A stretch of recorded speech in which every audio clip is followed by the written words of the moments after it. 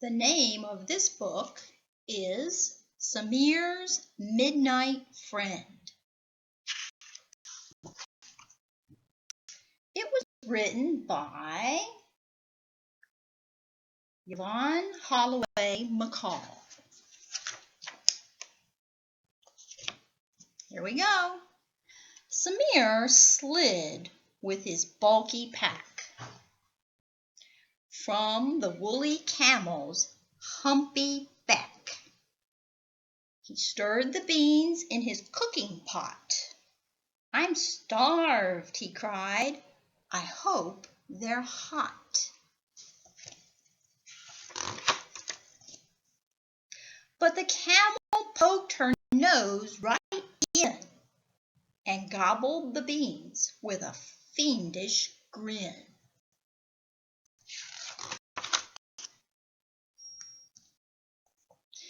Samir cried, then stopped to blink and milk the camel to get a drink.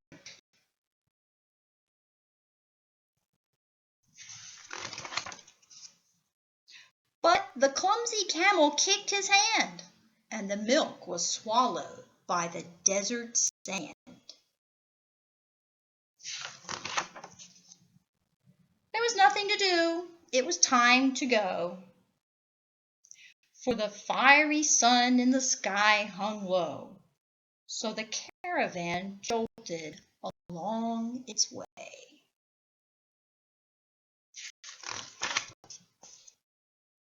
The moon peeked out from behind the hill, and Samir's tummy was empty still.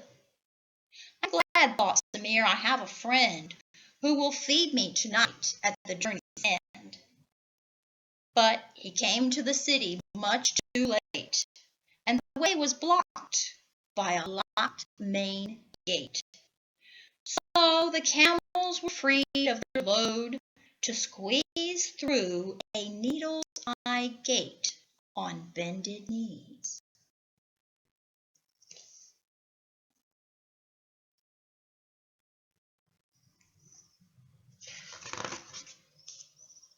When Samir at last saw his friend, he cried, "I feel like a hollow horn inside." "We've nothing left," friend Benjamin said, "but we'll go to the neighbor and borrow some bread." The one-room house was dark next door, and the man inside had begun to snore. Samir started to wail and weep. "What can I do? He's sound asleep. He'll never get up to give us bread in the middle of the night." But Benjamin said, "I know he'll give us a helping hand, for that's the custom throughout the land. The man would be thought to be terribly rude if he turned us away without any food." Samir's voice grew scared and terse. "If he has to answer, that's even worse. He'll really be angry. He'll fume and roar. He'll pound us to powder and slam the door." But Benjamin knocked with all his might. "I've come to borrow a bit of bread for a hungry friend from afar," he said.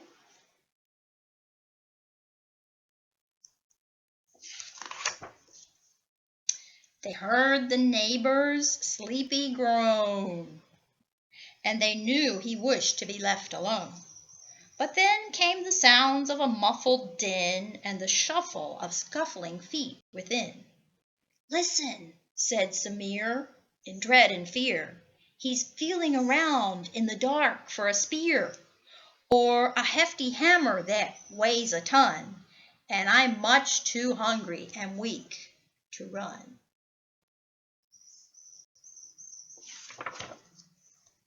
Then the sound of stealthy steps was gone, and the iron bolt on the door was drawn.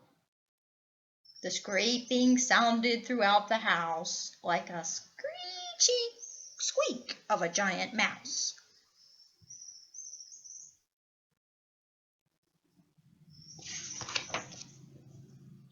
The children woke and wondered why, and even the baby began to cry.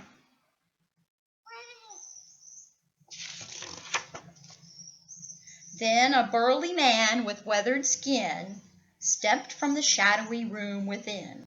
Samir's hands grew clammy and hot. Was the man a friend, or was he not?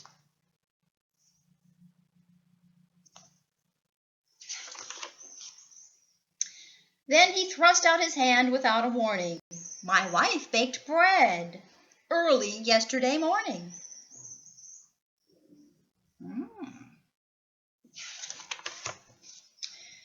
You can see there's just enough left, he said, for a meal for one, 3 loaves of bread. Whew, sighed Samir, his face aglow. Ben said simply, I told you so.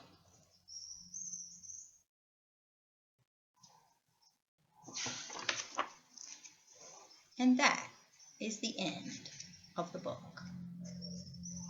Samir's Midnight Friend.